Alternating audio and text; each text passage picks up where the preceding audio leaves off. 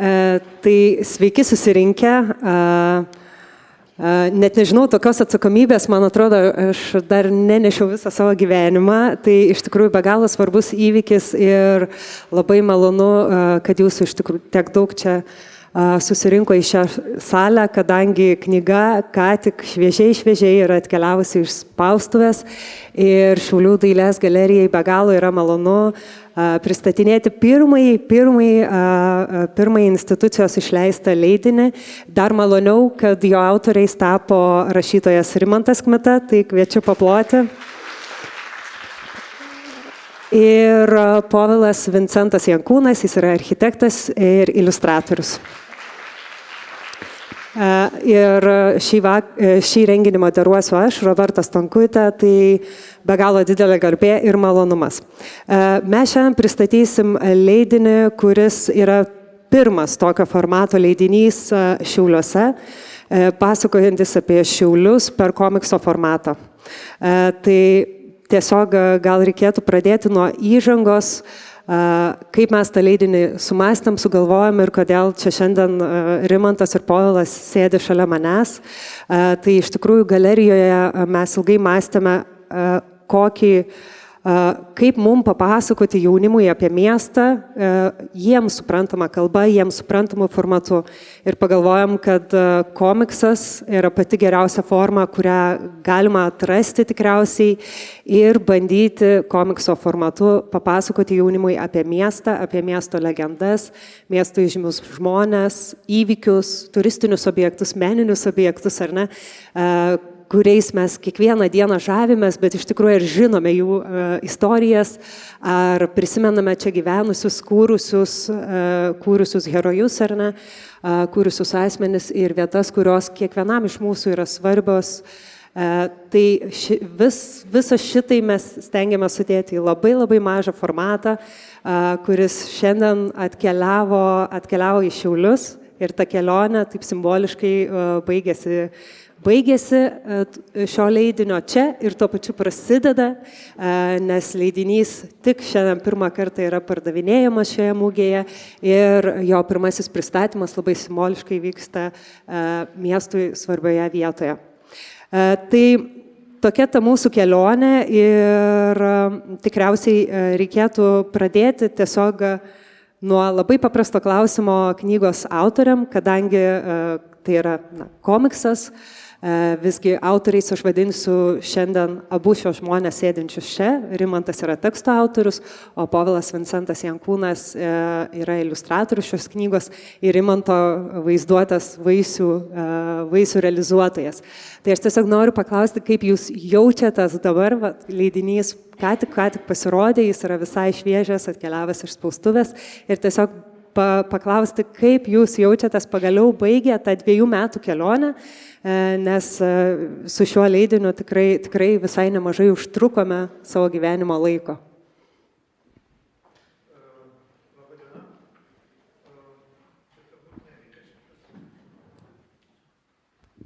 Labadiena.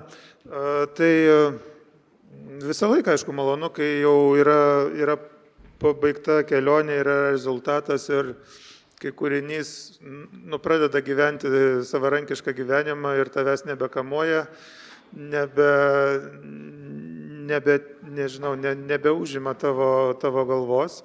Ir tai yra toks kitas etapas, kai prasideda pristatymai, prasideda kažkokie įspūdžių gavimai, prasideda dialogas apie tai, ką tu pasakojai. Ir tai man irgi atrodo tokia, to kūrinio visą laiką būna tokia kitas etapas, tik tai, kad tau baigėsi kūryba, o prasideda gyvenimas ir tu kvieti žmonės apie tai kalbėti, apie ką rašai ir prasideda susitikimai, pristatymai, tai to visą laiką lauki ir galvoji, ar žmonės kviesi pristatymus, ar norės, ar jiems bus įdomu ir bus matyti. Tai va, tai ir kartu jau kažkaip, kai jau ta kūrybos vienas etapas baigėsi, pradedi galvoti jau ir apie kitus. Tai tas irgi kažkokių kitų darbų pradžia, kol knyga ten guli leidybos procese, jau galvoji, ką čia toliau. kur keliauti.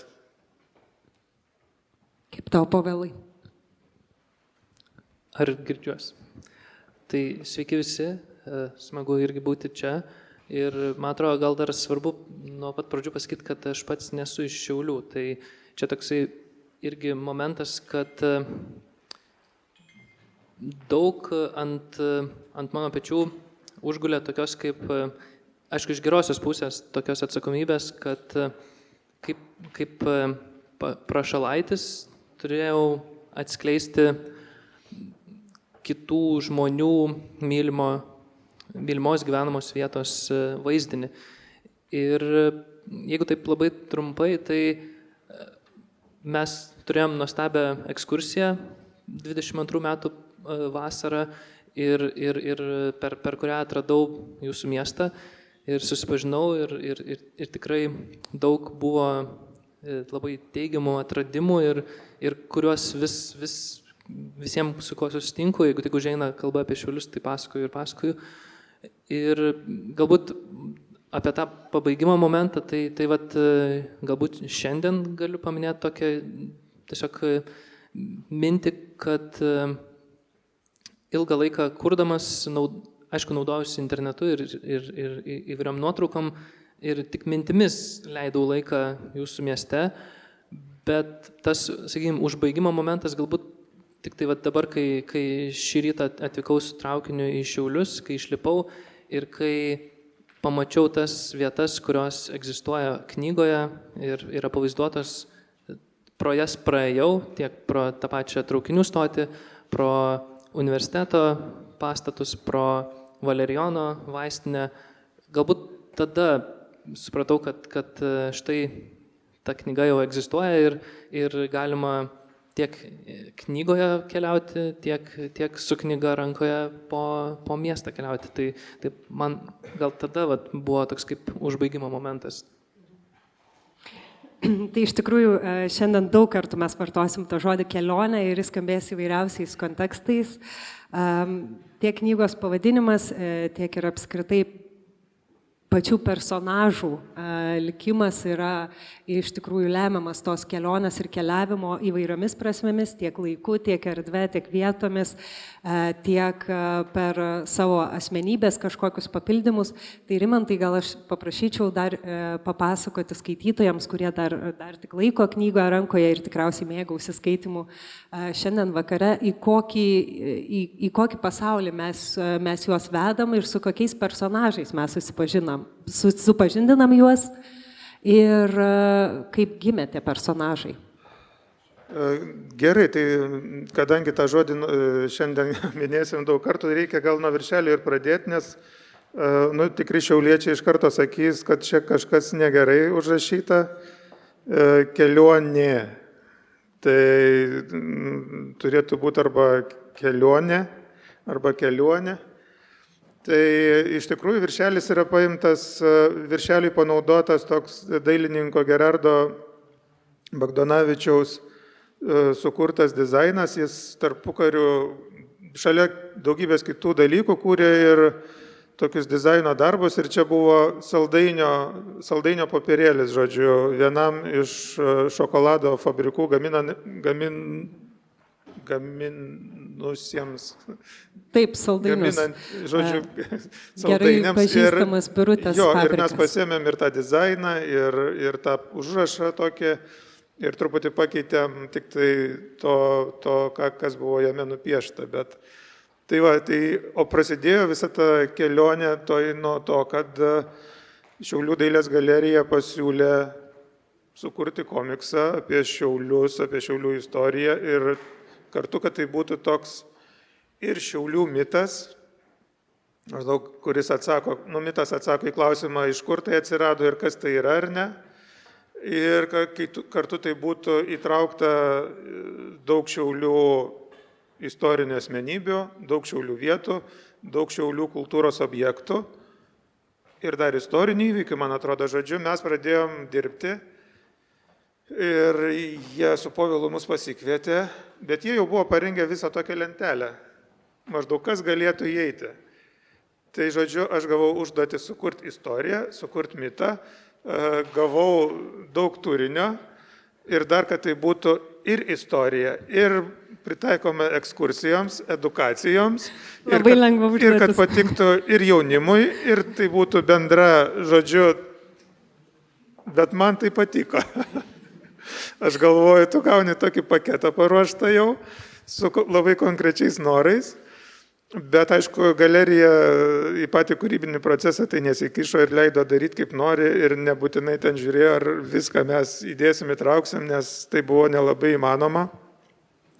O tada prasidėjo iš tikrųjų nuo ko pradėti tą pasakojimą. Tai visą laiką vat, ir su Povilu, kaip sakė, vaikščiojom po Šiaulius, galvojom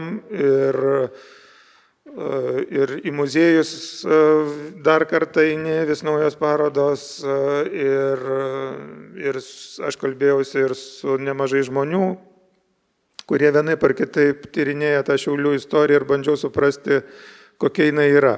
Tai aišku, čia, kai reikia papasakoti ir istoriją, ir mitą, tai, kuri tokia truputį fantastinį tą pasakojimą, bet viskas yra pagrįsta kažkokiais istoriniais šaltiniais, istoriniais dokumentais. Tai prasideda, žodžiu, nuo to, kad yra istorijos pamoka mokykloje, mokiniai pabėga iš pamokos, ten bando pasislėpti nuo direktoriaus bibliotekoje ir tada apsižvalgo, kad jau yra kažkokia ta biblioteka kitokia ir jie atsiduria Zubovo. Venclauskių rūmų bibliotekoje. Ne, Zubovo. Zubovo. Žodžiu, šitam dvare, kur buvo irgi slepiamos knygos dar, žodžiu, caro laikais, lietuviška spauda slepiama. Tai ir tada jie, aišku, sutrinka ir pradeda galvoti, kas čia vyksta, tada jie dar giliau nugrimsta, kur apskritai nematyti jokios istorijos. Ir ten, žodžiu, veiksmas vyksta prie Talšos ežero ir Salduvės piliakalnio. Ir jiem tokia laumė, kurią yra sukūrusi dailininkė Ogintinė Reda, žodžiu, atskrenda ir užduoda mįslę ir jeigu jie tą mįslę atspės, tai jie grįš į savo laiką. Ir jie, kadangi turi tą mįslę atspėti, tai daug suka galvą ir mato, kad tai veikia ir pereina taip iš vieno laiko į kitą, spėliodami, kur jie yra ir kas čia vyksta. Tai pagrindiniai dalykai šitoj, žodžiu, toj kelionėje, čia yra daug tų personažų, bet jeigu taip kalbėti apie tai, kas yra tas, ką aš norėjau papasakoti apie Šiaulius, kaip man pasirodė, kas yra tie Šiauliai, tai gal taip sutapo ir tada aš galvojau, gerai, aš imsiu šitą liniją atsirinktą. Yra labai daug žmonių, kažkaip man šį kartą užstrigo ir taip pat kreipiau dėmesį, kurie dirba dėl šito miesto ne kažkaip norėdami naudos savo, galvodami tik tai apie save, bet galvodami iš tikrųjų apie kitus ir apie miestą. Kad miestas ant tokių žmonių ir laikosi. Tai pirmoji čia buvo Aleksandra Zubovienė, kuri buvo, žodžiu, kuri statė čia mergaičių gimnaziją, kai apskritai žmonės nelabai žinojo, kam mergaitėms tas mokslas. Kam? Kad berniukams tai dar gerai, bet mergaitėm tai visiškai nereikia. Tu ten išmokai manierų, išmokai, ko jums reikia būti gražiomis žmonomis, ir gana, ar ne? Tai jinai savo finansais, iš savo, žodžiu, Aleksandrijoje veikusios plytinės, tomis medžiagomis ir finansais statė tą gimnaziją, be to buvau įsteigusi ir tokių prieglaudų ir darė daug kitų dalykų. Tai buvo viena figūra. Kita figūra buvo Stanislava Venclauskienė, kuri čia iš pradžių rūpinosi teatro reikalais, burmistro Venclauskio žmona, teisininko, irgi buvo tokia kultūros veikėja, bet paskui pradėjos, kai jie pasistatė tą vilą, ar rūmus, kaip čia reikia sakyti, kur dabar Venclauskių namai yra. Tai ten pradėjo slėpti, neslėpti, iš pradžių tiesiog globoti, priimti vaikus, kuriems reikia pagalbos ir jos tikslas buvo toks, kad ne tik tuos vaikus išlaikytų, bet ir suteiktų jiem išsilavinimą, kad jie irgi taptų kultūros ar ar ekonomikos, ar kažkokiam kitais žmonėm, kurie kažką tai veiktų ir kurtų ir įsilietų į tą miesto kūrybą. Ir kadangi ant Venclauskio namų buvo pastatyta gimnazija, tai buvo tokia sutartis, kad Venclauskio vaikam išsilavinimas yra nemokamas. Tai jie suteikdavo Venclauskių pavardės ir tada visi tie vaikai, kurie buvo ten didelis pulkas, baigdavo tą gimnaziją nemokamai. O paskui, kai prasidėjo, žodžiu, kai atėjo vokiečiai, tai jie net ir man tai buvo tas gal vienas iš įspūdingiausių dalykų. Tuose rūmose jie įkūrė komendatūrą ir, žodžiu, dalyje rūmų yra vokiečiai, o dalyje rūmų tie vaikai ir tarptų vaikų, na, aišku, slėpė ir žydų tautybės vaikų. Tai man, kažkaip gal, kai savęs paklausė, ar tu taip rizikuotum,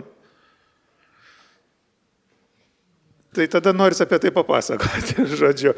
Kita dar buvo, žodžiu, ir kita moteris buvo Ona Lukauskaitė, tarpukariu gyvenusi, tokia nepriklausoma, irgi drąsaus mąstymo, buvo poetė, sukūrė šeimą, bet greit išsiskyrė, pati augino vaikus, bet tai buvo moteris, kuri visą laiką sakydavo teisybę ir už tą teisybę kovodavo ir jinai priklausė vėliau sovietmečio Helsinkio grupiai ir jos tėvas buvo irgi advokatas, irgi buvo ištremtas už tai, kad laikė prieš carą nukreiptas knygas ir pati ji buvo irgi ištremta sovietų į Sibirą, bet grįžo ir vis tiek, tapo disidente ir neatsisakė to kovojimo už tiesą.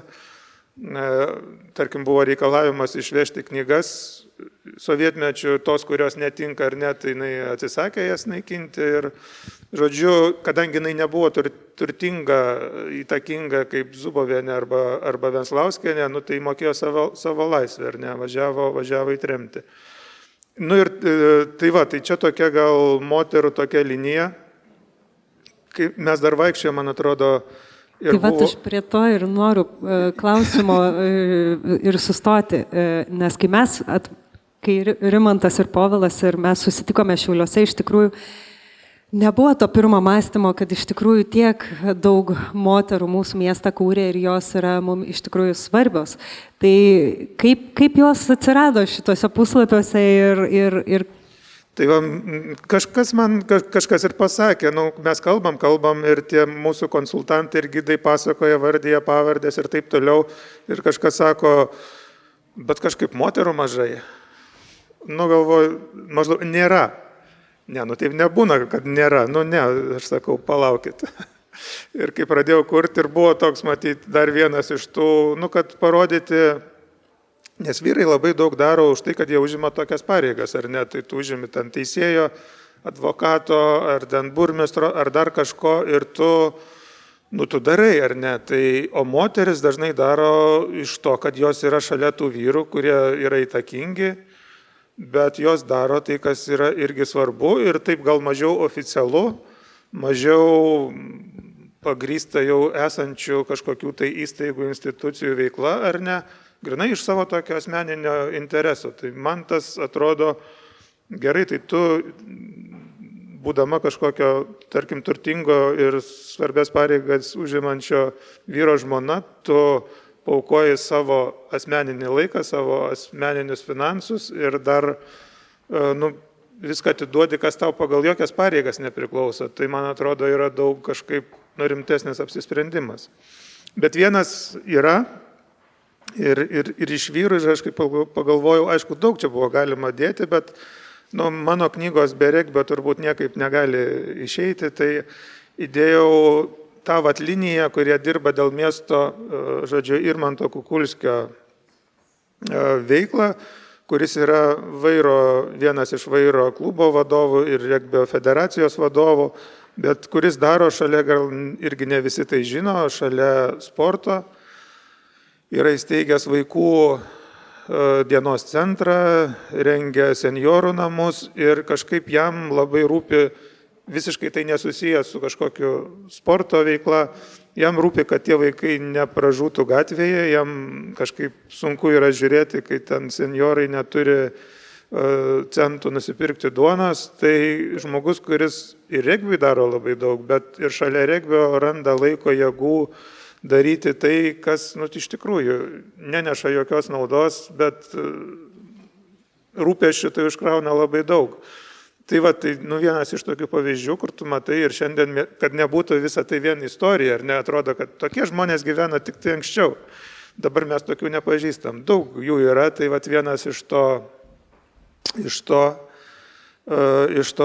kas šiandien panašiai daro ir aukoja savo laiką ir pinigus kitiem šiauliečiam tam, kad tas miestas visiems būtų malonesnis ir patogesnis ir geresnis. Ir vaikai tada, žodžiu, pas visus jos vienaip ar kitaip apsilanko, su jais susiduria ir tai patiria. Tai viena vertus yra sukurti istoriją, sukurti tekstą, kita vertus yra gauti istoriją ir bandyti ją vizualizuoti ir bandyti ją kažkaip nupiešti kaip komiksą. Tai Povilai, jau klausimas tau, kaip tu susidūrei su to Rimanto tekstu, kaip tu jį perskaitai ir ar buvo lengva vizualizuoti ir visą tai sudėti į komiksą, kad juolab jis tilptų, nes išduosiu paslaptį, kad Rimanto atsiųstas tekstas buvo 80 puslapių ilgumo. Tai komiksą mes šiai dienai planavom turėti 40 puslapių, šiandien jūsų jau kai kurių rankose guli komiksas ir puslapių skaičius yra 167. Tai kaip čia taip mums pavyko, kas čia atsitiko, kodėl apimtis išaugo, ko net trigubai dar?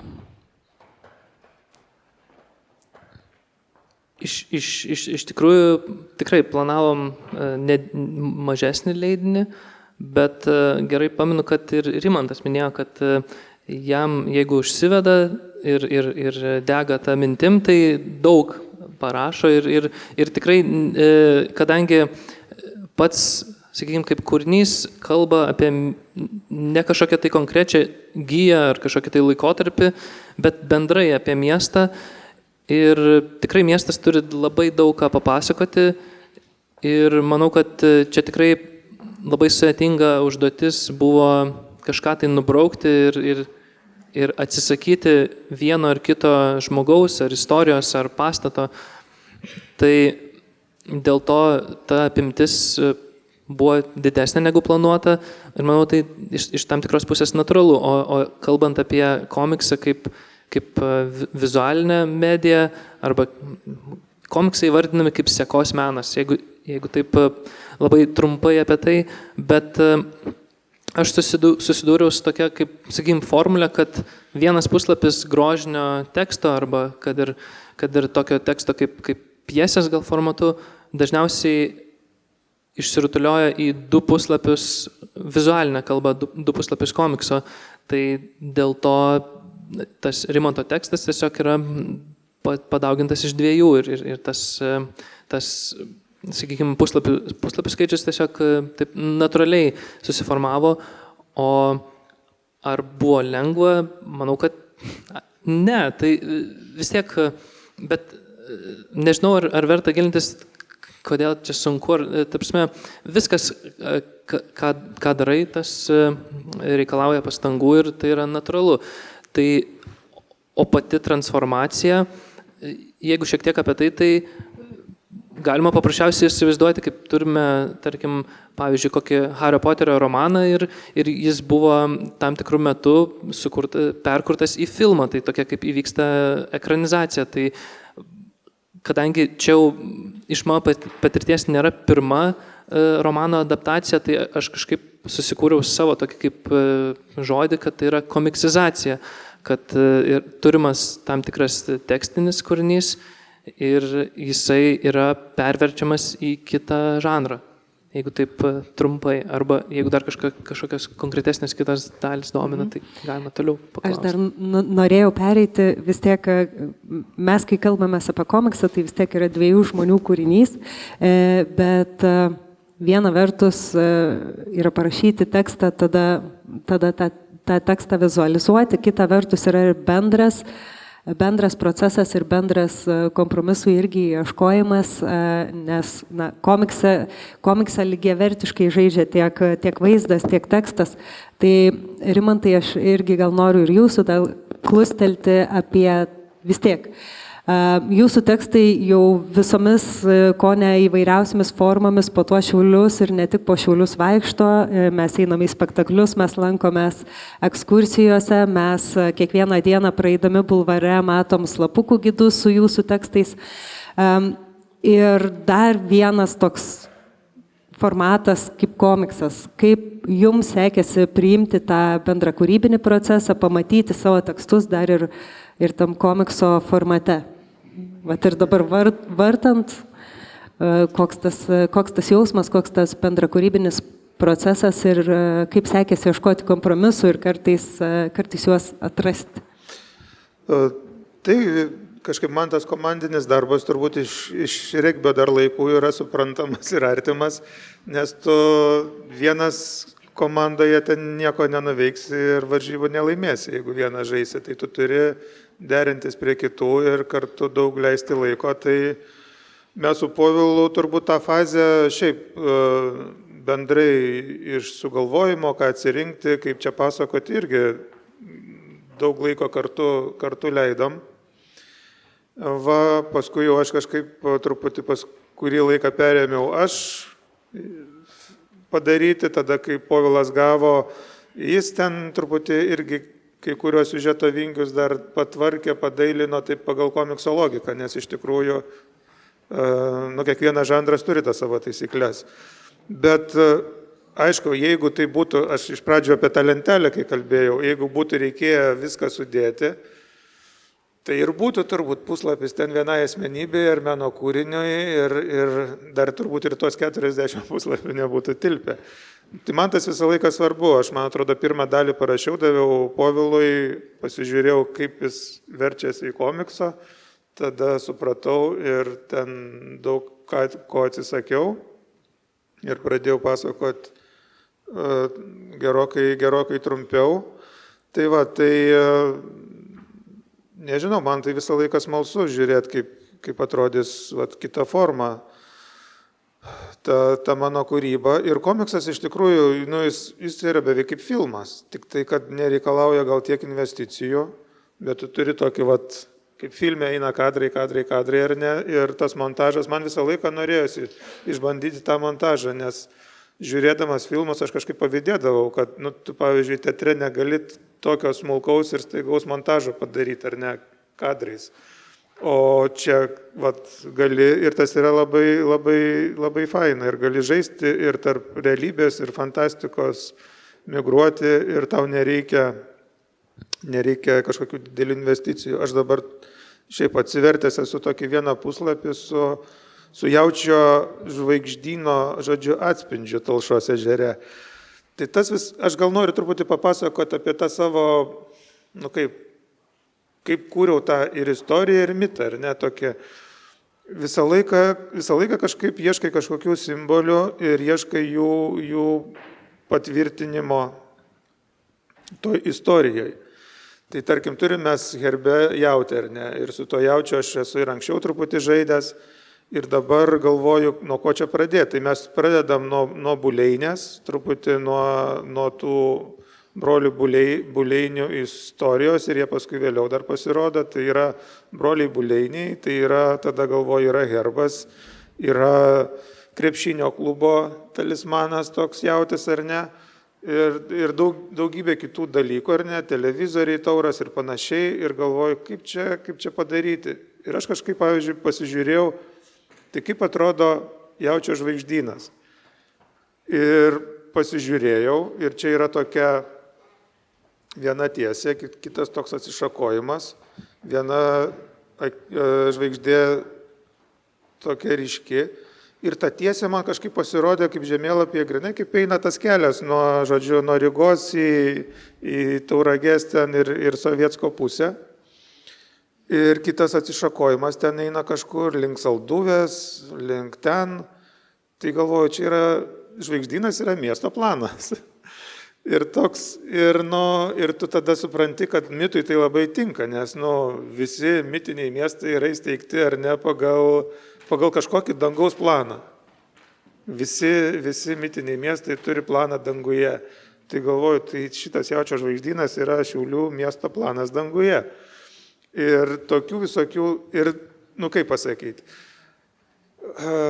istorijoje ar mūsų tikrovėje labai daug dalykų tarpusavyje to tiesioginio ryšio neturi.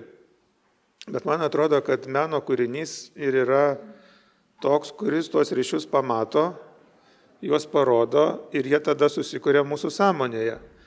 Ir tada tiesiog yra įdomiau žiūrėti į tą erdvę, kurioje mes gyvenam. Aš dar kurdamas turbūt irgi su Šiaulių dailės galerija tą slapukų gidą kažkaip taip ir atradau tokį būdą pasakoti apie tą miestą ir erdvę, nes užduotis yra meno kūrinys ir toj konkrečioje erdvėje tu turi sukurti kažkokį trumpą pasakojimą, kuris susietų tą meno kūrinį su ta erdve.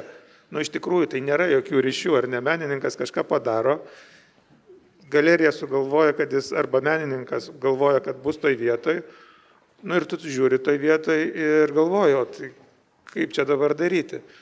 Bet man atrodo, kad mes kasdien praeiname ar ne pro pastatus, kurie yra ten 18 amžiuje statyti, yra 21 amžiuje statyti, pro kažkokias skulptūras, kurios vėl kažkokiu metu statytos, ir jos yra vienoje erdvėje. Ir mums jos visą laiką yra čia ir dabar vienu metu.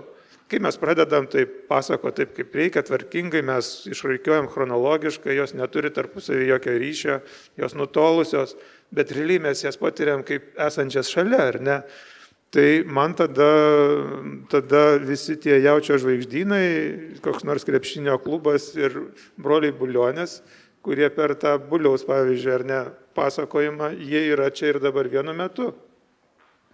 Tai dėl to kažkaip yra įdomu tiesiog kitaip pasižiūrėti savo miestą ir galvoti, o kas būtų, jeigu viskas veiktų ir būtų čia vienu metu. Kaip mitas yra, ne? Mitas yra išgyvenimas, patyrimas visko vienu metu. Tai toks yra pasakojimas ir gal tai kai kuriems skaitytojams padės tą pasakojimą skaityti, kad yra viskas tarsi ir istoriniai faktai, bet nebūtinai tos asmenybės gyveno vienu metu, bet jos gali susitikti, gali bendrauti, nes jie sieja turbūt, kaip ir minėjau, tos pačios vertybės, šiuo atveju toks atsidavimas miestui, miesto kūrimas, savo energijos skirimas kitiems žmonėms ir tas meilės ryšys, kai tu matai, jis kažkaip mieste jis visą laiką yra, jis niekur nedingsta ir mes toliau kažkaip kūriam tą savo miestą. Taip. Tai iš tikrųjų tos kūrybos autorių čia tikrai yra be galo daug, tuo pačiu yra, kaip Rimantas minėjo, ir tam tikrų istorinių faktų.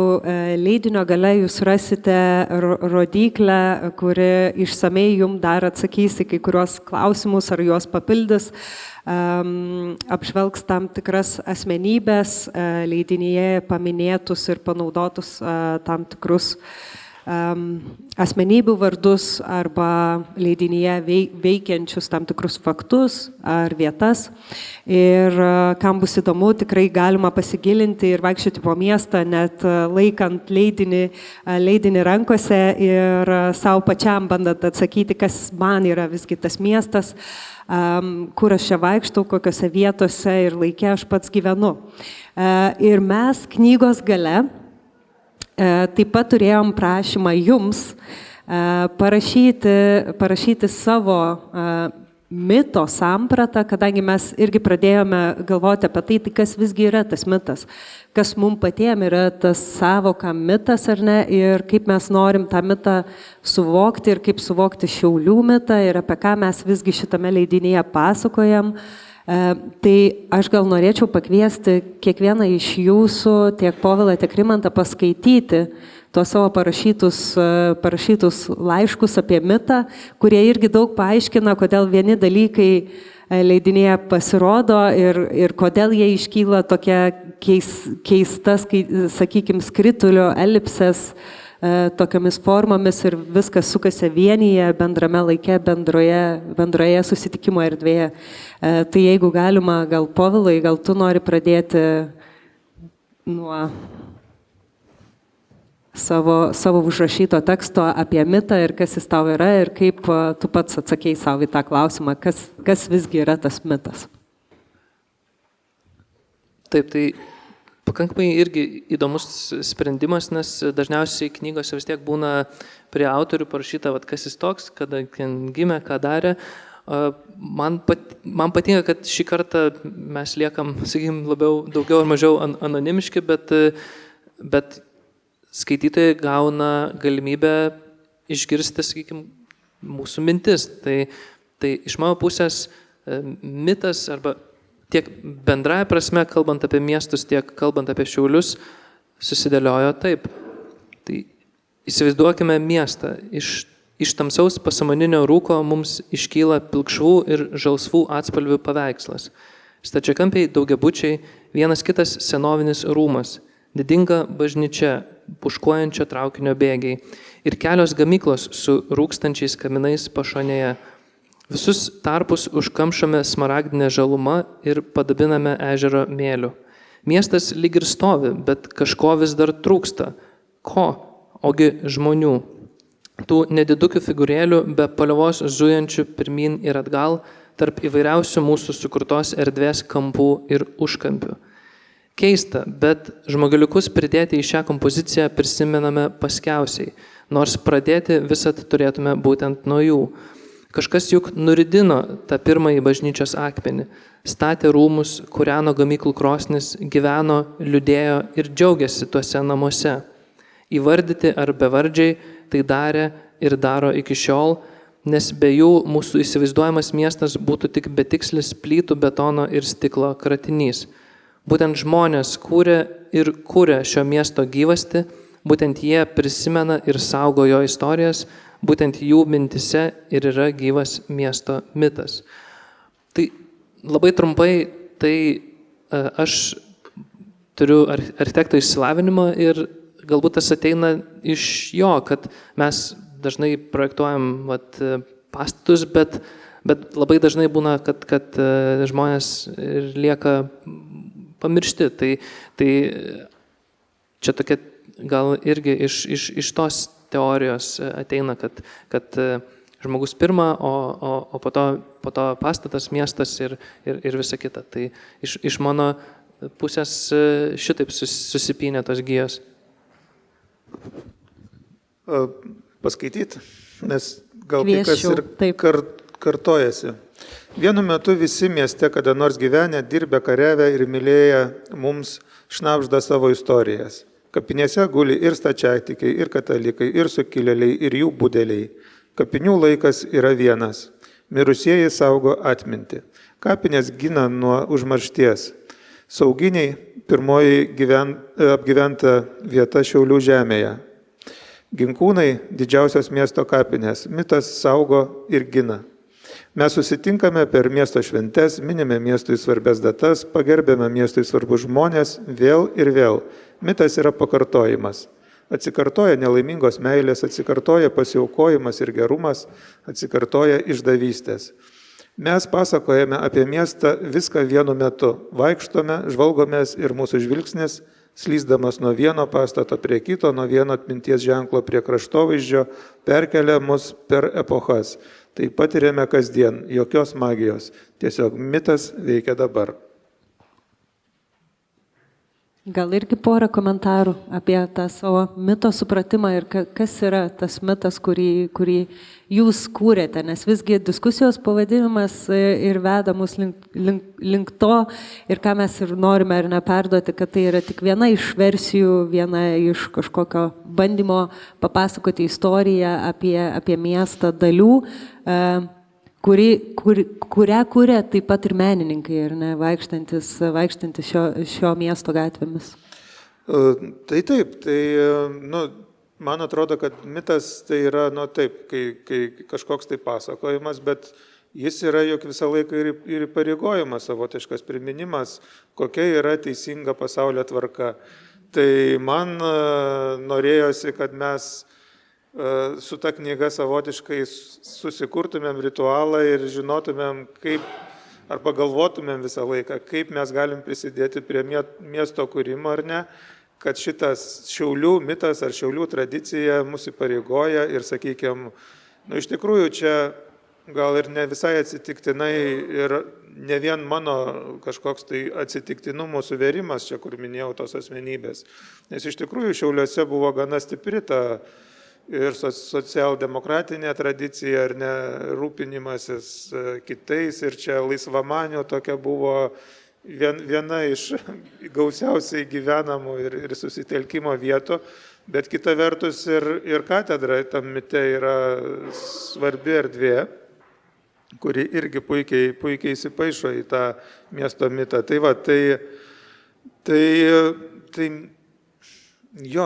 istorija tarsi yra tokių atsitiktinumų grandinė ir toj knygoje jų yra daug, o mitas bandymas padaryti tai tuos atsitiktinumus kažkokiais dėsningumais.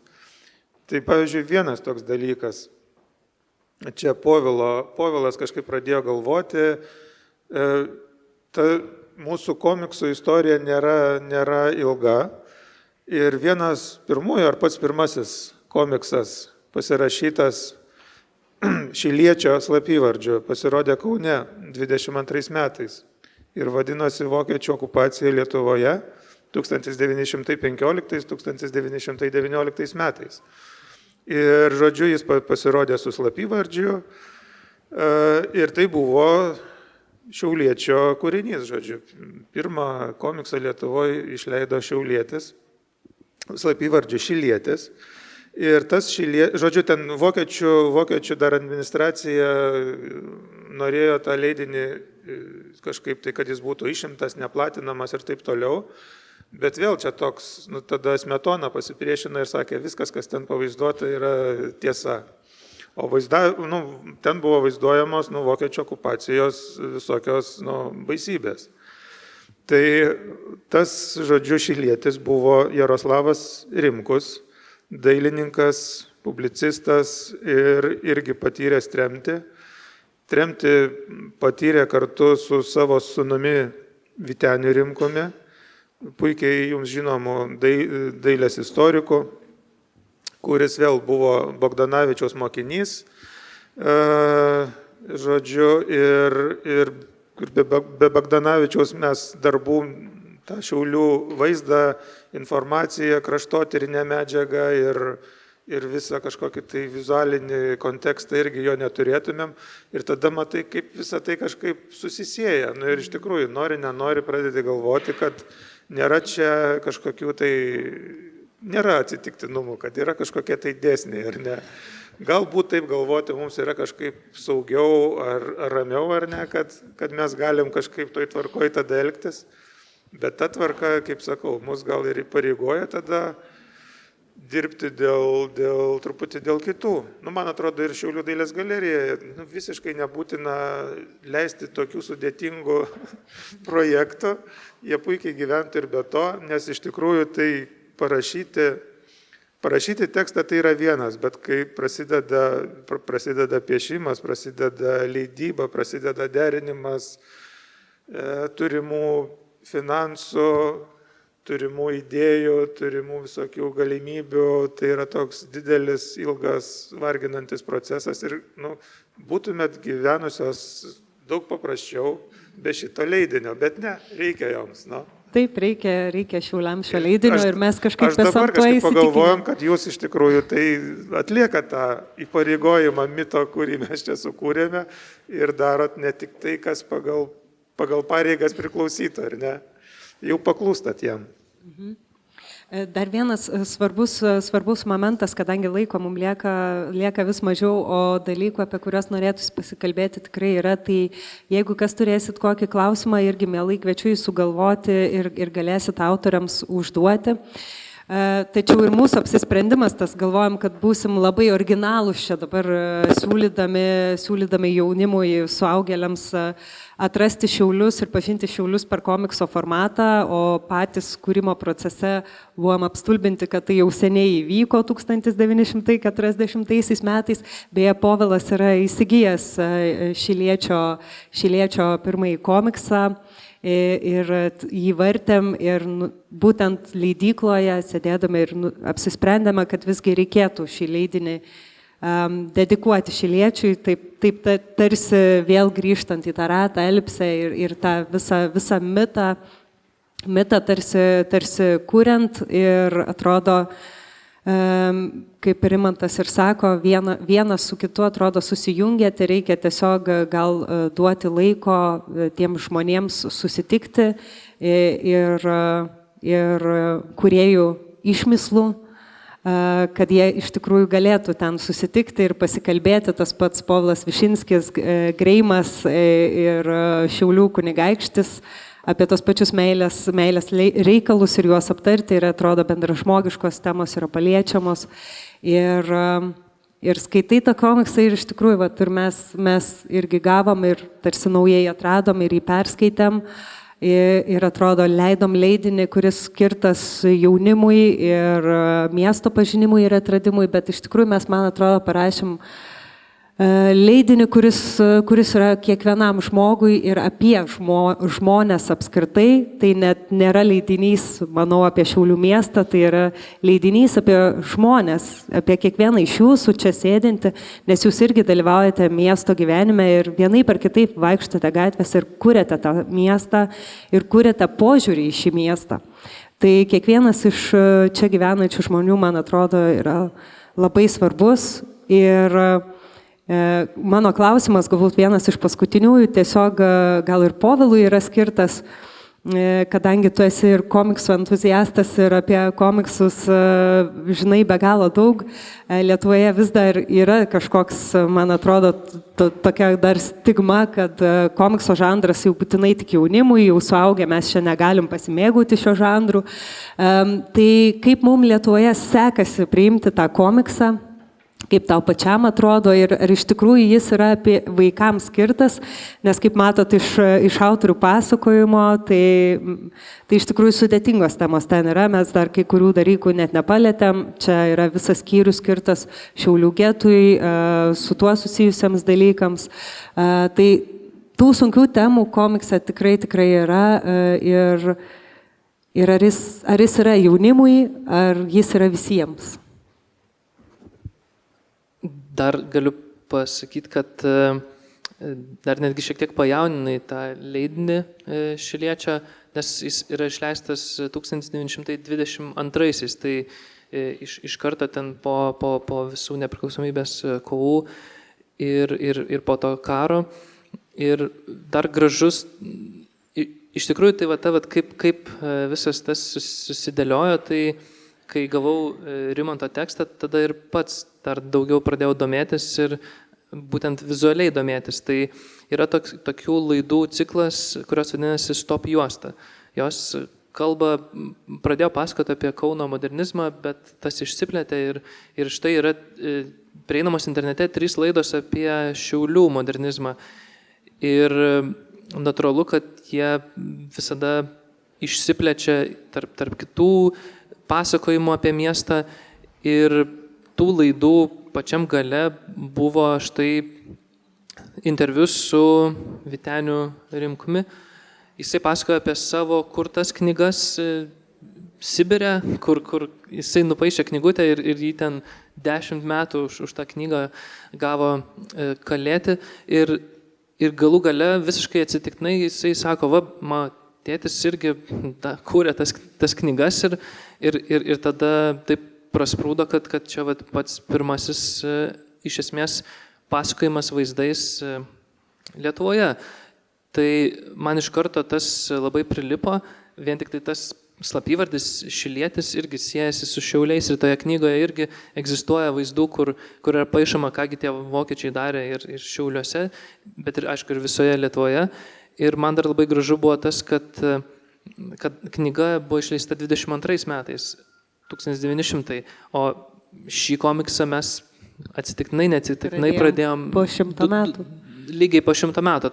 Tai man tas kažkaip simboliškai tiesiog gražu, galbūt tiesiog atsitiktinumas. Tai ir kartu su tuo vedant link, sakykime, komiksų kultūros Lietuvoje, tai jinai, galima sakyti, labai sunkiai egzistavo ilgą laiką, bet vat, su šio leidinio atradimu man pačiam pasidarė netgi lengviau ant širdies, nes pasirodo, kad tam tikrą prasme Lietuva nebuvo tokia jau atsilikusi, nes galbūt daliai žmonių bus girdėtas toksai Tenteno komiksai iš Belgijos, kurie būtent tuo laikotarpiu 20-ojo amžiaus pradžia tik tai pirmosius žingsnius pradėjo eiti ir pakankamai panašia stilistika ir panašiomis tematikomis štai vat Lietuvoje irgi kažkas kūrė. Tai tam tikrą prasme tas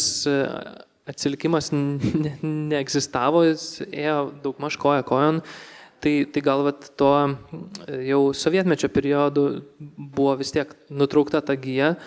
Ir dabar, jeigu grįžtant visiškai į šios laikus, tai mano akimis yra kuo toliau, tuo daugiau tų leidinių ir tam yra tokia priežastis, kad, sakykime, ilgą laiką komiksai kaip žanras egzistavo labai trumpų formatų, kad tai buvo žurnalai iki ten 30 puslapių maksimum, kažkas tokio.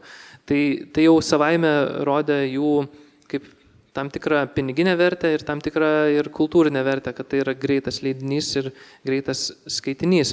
Bet tam tikrų metų, sakykime, vakarų kultūroje išsivystė komikso kaip knygos žanras ir tuo buvo siekiama suteikti gal komiksam kaip žanrui daugiau svorio.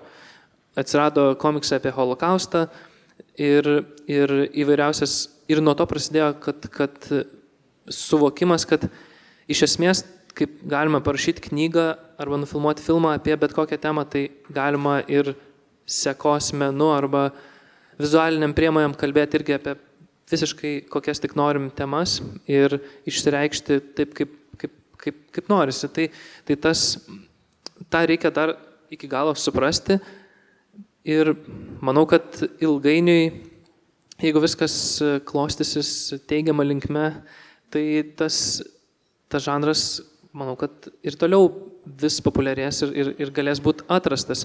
Nes dabar, kai turim visi daug mažiau laiko, galbūt ne tiek daug skaitom, tai galim leisti savo bent tam tikrais vaizdiniais keliauti. Tai ir Lietuvoje, jeigu kažkas tai domisi ar nori skaityti, tai manau, kad gali rasti, nes taip pat aš pats esu kūręs apie Vilnių panašią komiksų knygą, taip pat yra ir apie Kauną.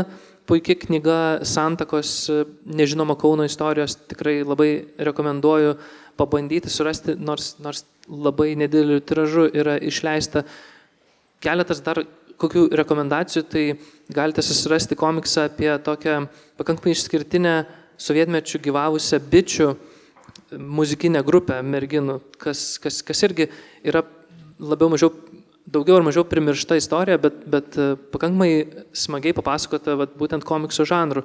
Tai tų galimybių yra skaityti, ypatingai dabar yra pakankamai nemažai būtent knygos formatu išleista komiksų ir manau, kad ta knyga padeda tuo, kad didesnio kiekio turinys, kuris yra baigtinis nuo A iki Z, jisai yra lengviau galbūt ir parduodamas, lengviau skaitomas ir tiesiog vertinamas labiau negu žurnalas. Tai vat tas pats principas, kaip yra išleistas kūrinys, jau įpareigoja skaitytoją vienaip ar kitaip jį vertinti. Tai jeigu daugiau neišsiplečiant, aš žvelgiu labiau teigiamai negu neigiamai į ateitį.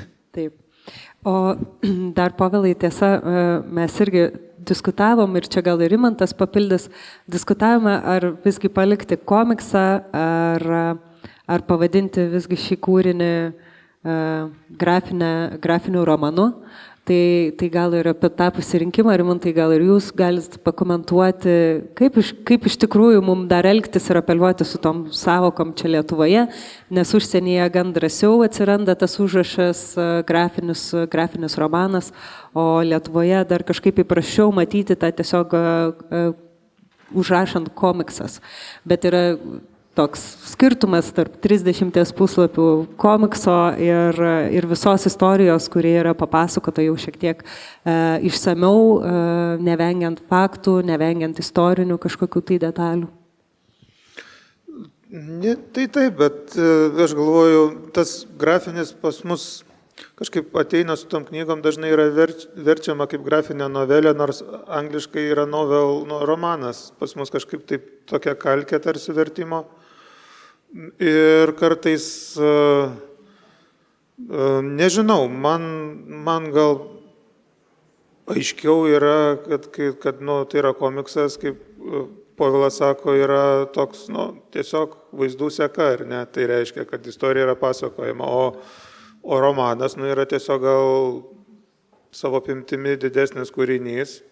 Bet kokio dydžio jis yra, tai vis tiek, žmonės mato, pasiėmė knygą, mato, kad čia ne žurnalas ir kažkaip gal kas yra komiksas, gal labiau supranta, negu kad grafinis romanas ar kas, nežinau, bet apskritai man neatrodo čia pats svarbiausias dalykas, ar ne, gal žmonės tai ima knygą dėl kažkokių kitokių priežasčių, negu tai, kas užrašyta, ar ne, ar grafinis romanas, ar grafinis pasakojimas kažkoks, ar komiksas. Aišku, gal yra dar tas stereotipas, kad komiksas tai čia kažkoks paprastas vaikams skirtas leidinys, ar ne, bet pasižiūri ir pamatai, turbūt. Jeigu kalbant apie tą įvardinimą, tai čia yra platesni kaip kultūriniai elementai tame veikia, nes priklauso nuo to, kaip kultūra, tarkim, arba bendrai tam tikrų regionų ar šalių visuomenė reaguoja į žanrą.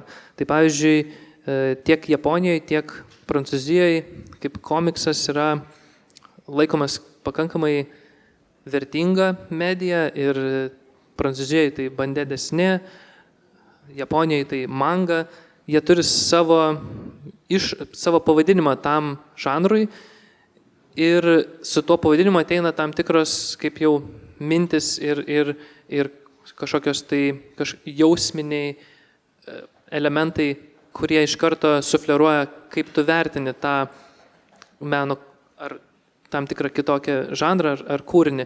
Bet būtent tas grafinis romanas arba graphic novel yra ateinantis iš jau vakarietiškos, grinai Jungtinių valstijų, Kanados, tų šalių vertinimo šios medijos. Nes tose šalise egzistavo komiksai ilgą laikotarpį kaip tos nedidelės trumpos knygutės.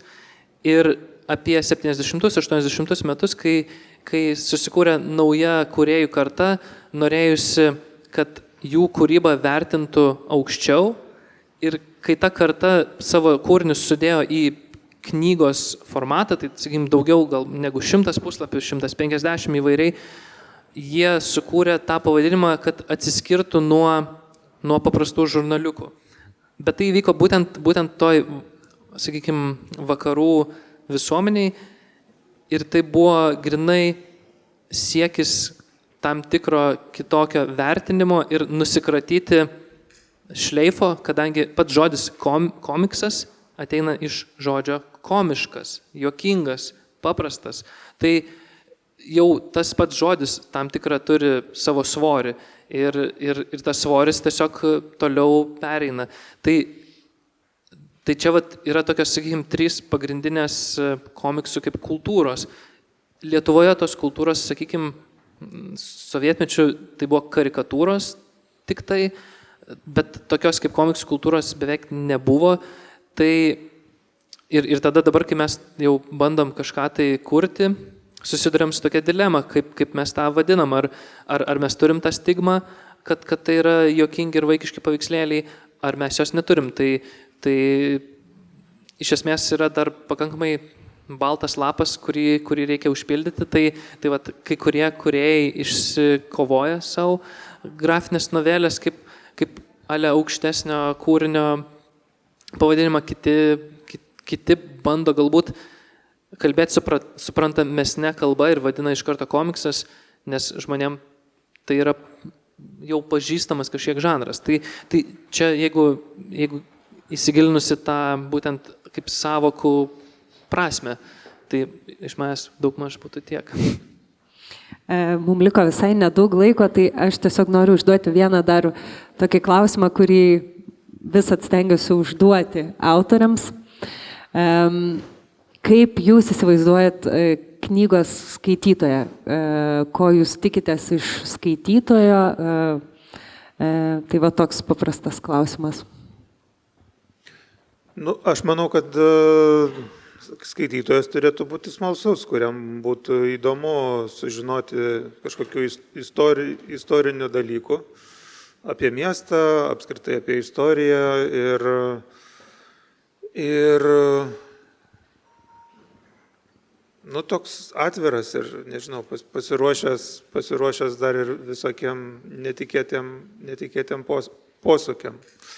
Aš gal dar pridursiu vieną nedidelį momentą, kažkaip galvoju, papasakojau aš yra toje knygoje daug gal tokios ironijos ir juoko ir komiškumo.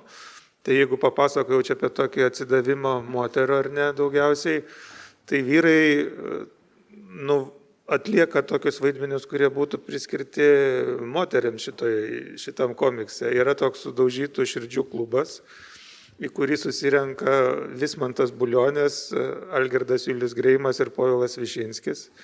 Ir, žodžiu, jie ten diskutuoja apie meilę, nes visi buvo nelaimingai, žodžiu, kažkaip įsimylėję. Povilas Višinskis buvo Šatrijos raganą įsimylėjęs, be atsako. Algirdas Julius Greimas tą pačią Oną Lukauskaitę, jis buvo jaunesnės ir Ona ten jį nelabai taip rimtai žiūrėjo. Pati vėliau buvo įsimylėjusi Kazį Borutą ir ten vėl atskira istorija verta komikso. O Vismantas mes žinom, kad jis susipyko su Mindaugu ar ne ir neva tai žuvo vidaus kovose ir tada Morta tapo Mindaugo žmona. Bet ji buvo tarsi pirma ar ne ir ten irgi gali sakyti, kad iš esmės tai gal ir dėl Mortos ar ne, jis ten žuvo, o ne dėl ko nors kito. Tai toks Sudaužytų širdžių klubas. Tai kažkaip ir bandai tą istoriją papasakot iš įvairiom emocijom, įvairiais registrais, iš svarbių įvykių, tokių kaip holokaustas, okupacija, tremtis, bet ir iš to, kuo žmonės gyvena kasdien, ką myli, ko nekenčia. Tai ta prasme jis yra gana toks, galima sakyti, ir visiems, kuriem įdomu. Tik reikia galbūt irgi šiek tiek žinoti tą komikso kalbą, būti susipažinus, kaip jį skaityti.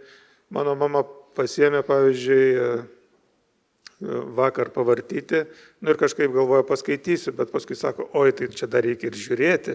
Tai tas irgi yra svarbu, kad į komiksą reikia žiūrėti ir kad Povilas iš tikrųjų daug informacijos, ko aš neparašiau, jis sudeda į vaizdą. Ir ta prasme, kad reikia įsižiūrėti kiekvieną tą paveiksliuką ir matyti tada logiką, kaip pereina, kaip kas keičiasi ir kas dar ten yra parodyta, kas nėra užrašyta. Tai čia knyga, kurią reikia ir skaityti, ir žiūrėti. Ir neskubėti kuo greičiau, bet mėgautis kiekvienu lapu. Jeigu kalbant apie skaitytoją, tai man visada, sakykime, svarbu, kaip vėlgi kalbėjom apie tuos grafinę novelę, komiksas, tai vis tiek mes kuriam daugiau jaunesniai auditorijai, bet man asmeniškai norisi kurti ir vyresniai auditorijai, kad tas būtent vėl susijęs su ta kaip žanro nurašymu tam tikram amžiui. Tai mano galbūt tokia visada paslėptas noras yra, kad galėtų atsiversti tiek, sakykime, moksleivis, tiek jau baigęs mokyklą ir tiek jau baigęs ir universitetą, ir gal ir gyvenimo universitetą. Tai kad pažindintųsi su tuo žanru ir nesijaustų blogai ar kažkaip vaikiškai, o gal kaip tik gerai, kad pasijaustų kažkiek tai vaikiškai ir jaunai atsivertęs knygą, kuri yra kupina vaizdų. Tai man atrodo didžiausias noras yra, kad ta auditorija būtų daugiau ar mažiau universali.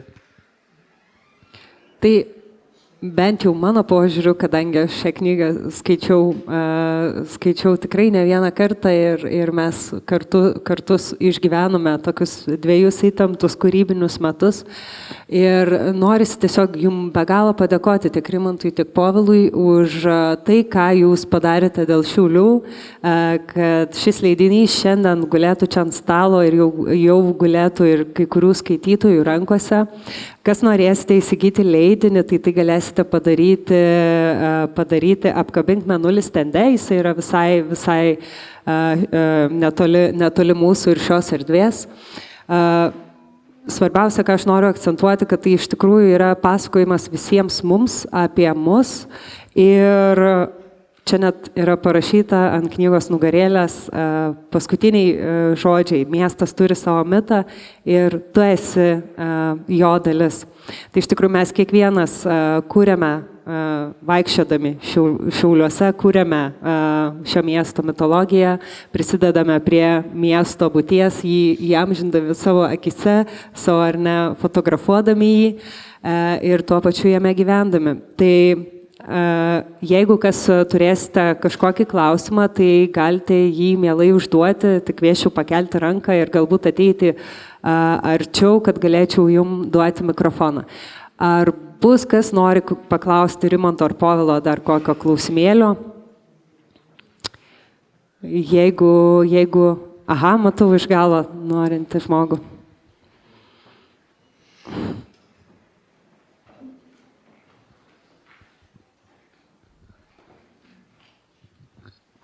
Nežinau kam, girdisi? Nežinau, kuriam labiau šis klausimas, bet kaip 2 atskiriems menininkams iš 2 atskirų meninio pasaulio turėjo būti sudėtinga kurti vieną darbą.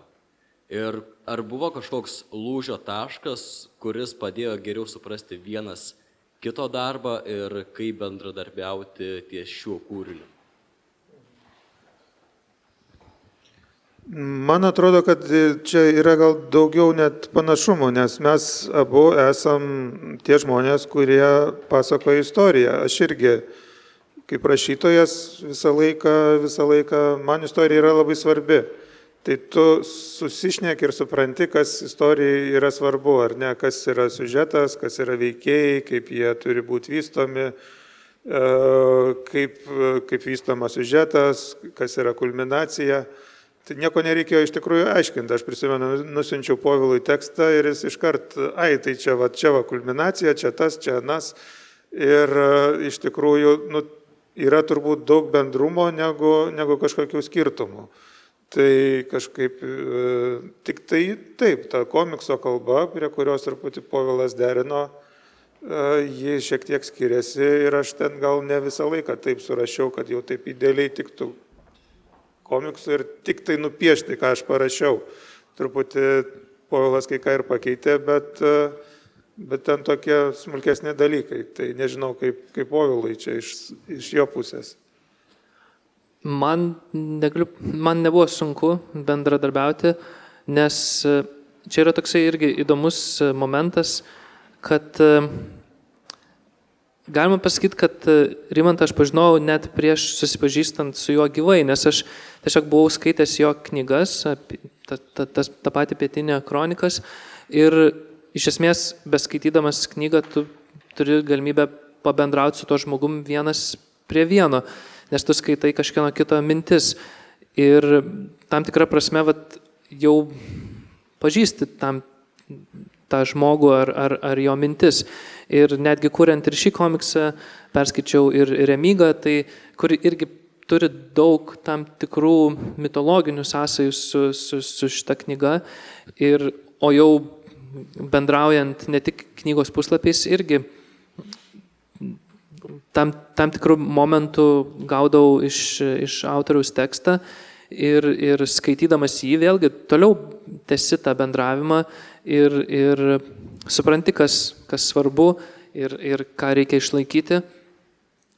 Ir bendrai supratau tokį momentą, kad Rimantas nėra įsikibęs į tą, ką parašo, kad nėra tokio momento, kad tai yra kaip, sakykim, šventasis raštas, kurio jau vieno... Kiekviena raidė turi būti, kaip parašiau. Ne, tai taip, teisingai. Visą laiką, man atrodo, tai yra bendras darbas. Tai tu negali kažkaip tai sakyti, taip ir viskas. Tai aš girdžiu ir girdžiu, ką Povilas sako, ir tu supranti, kad yra racijos. Ir man apskritai gal iš tikrųjų, kaip Povilo piešinys yra toks paprastas, aiškus, jis labai tinka vaizduoti įvykiam, veiksmui.